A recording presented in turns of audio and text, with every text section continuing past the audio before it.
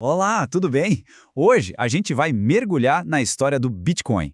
E olha, essa não é só a história de uma moeda digital, não. É uma história que nasce bem no meio de uma crise financeira global, com uma ideia assim completamente radical que ia mudar para sempre o jeito como a gente enxerga o dinheiro. Então, bora lá entender isso. Pois é, essa frase aí, essa é basicamente a primeira linha da história do Bitcoin. No dia 3 de janeiro de 2009, o criador anônimo, que a gente conhece como Satoshi Nakamoto, foi lá e gravou essa manchete de jornal direto no primeiríssimo bloco da rede, o famoso bloco Gênese. Foi um ato super simbólico, sabe? Quase uma declaração de missão.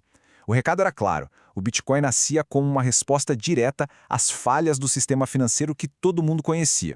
Então, a questão toda é essa. De um lado, a gente tinha o caos de 2008, né, bancos quebrando, governos imprimindo dinheiro a rodo para salvar todo mundo, e do outro vinha a proposta do Satoshi. Um sistema de dinheiro eletrônico de pessoa para pessoa, onde a confiança não fica na mão de um banco ou de um governo, mas sim na criptografia, no código. Uma rede totalmente aberta, transparente e, o mais importante, sem ninguém no comando. Ok, mas como é que essa ideia maluca funciona na prática? A gente já entendeu o porquê. Agora vamos mergulhar no como. E o legal é que a tecnologia por trás de tudo isso, os pilares que sustentam o Bitcoin são surpreendentemente simples e elegantes. A grande sacada do Bitcoin se chama blockchain. Imagina só, um livro de registros digital gigante que todo mundo que participa da rede tem uma cópia igualzinha. Toda vez que uma transação acontece, ela é registrada num bloco. Aí esse bloco é tipo acorrentado no bloco anterior usando criptografia, formando uma corrente que não dá para quebrar. Se alguém tentasse alterar um registro lá atrás, teria que refazer todo o trabalho de todos os blocos que vieram depois. E isso, gente, é praticamente impossível. Tá, mas e aí? Como é que essa rede fica segura? E mais importante, de onde vêm os novos bitcoins? É aí que entra a tal da mineração. E não tem nada a ver com picareta. Pensa numa competição mundial.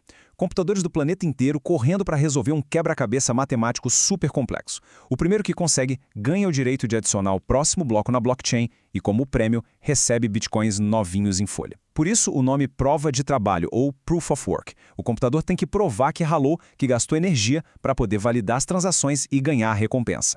O caminho de uma transação é bem legal de entender. Funciona assim: alguém inicia o envio, a rede inteira fica sabendo, os mineradores entram na competição para validar aquilo e, uma vez que está tudo confirmado, pronto, a transação entra para a história permanente e imutável da blockchain.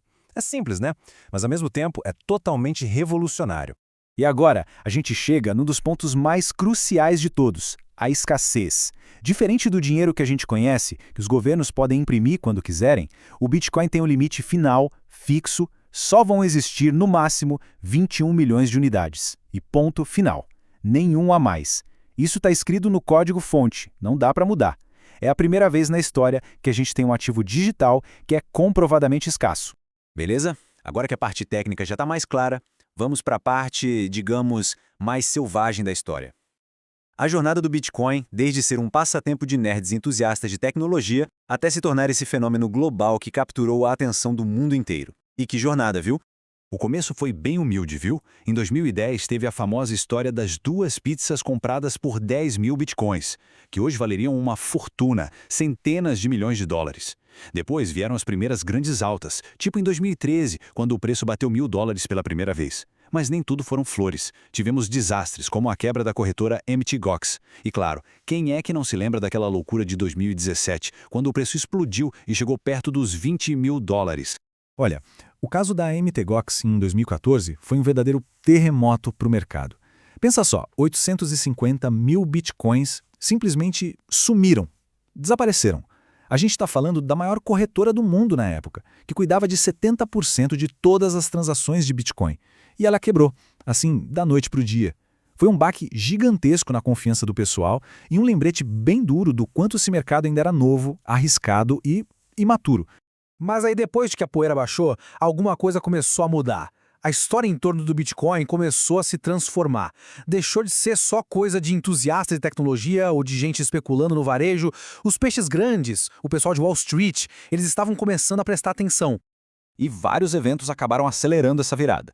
Primeiro, a pandemia e aquela impressão de dinheiro maluca dos governos, que fez muita gente procurar um porto seguro.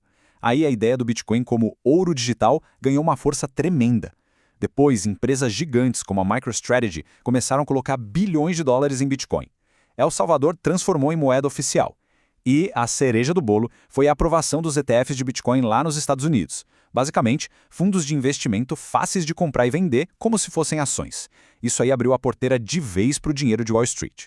E o impacto disso foi gigante. Aquele pico de 2017, que foi muito movido pelo investidor comum, pequeno, ficou pequeno perto do que aconteceu em 2021, quando o preço chegou a quase 70 mil dólares. Essa nova onda foi diferente. Ela foi alimentada pelo dinheiro institucional, o que acabou validando o Bitcoin para muita gente como uma nova classe de ativo, uma coisa séria no cenário macroeconômico. E tudo isso nos traz até os dias de hoje. A história do Bitcoin, como dá para ver, está longe de acabar. E o debate sobre o valor e o futuro dele está mais quente do que nunca. Então vamos dar uma olhada agora nos dois lados dessa moeda, literalmente. De um lado, quem defende o Bitcoin fala muito da política monetária que ninguém consegue corromper, do fato de ser descentralizado e da segurança incrível da rede. Já do outro lado, os críticos levantam pontos importantes, como a volatilidade absurda, o preço sobe e desce loucamente. Também falam do consumo de energia da mineração, que é bem alto, e dos limites da rede, ela não consegue processar tantas transações por segundo quanto outros sistemas. E no fim das contas, a gente volta para onde começou, com uma grande pergunta. Já se passou mais de uma década e o debate continua firme e forte. Afinal, o que é o Bitcoin? É a base de um sistema financeiro totalmente novo? É o ouro digital do nosso século ou é só a maior bolha especulativa da história? A resposta para isso, bom, talvez ela ainda esteja sendo escrita bloco por bloco.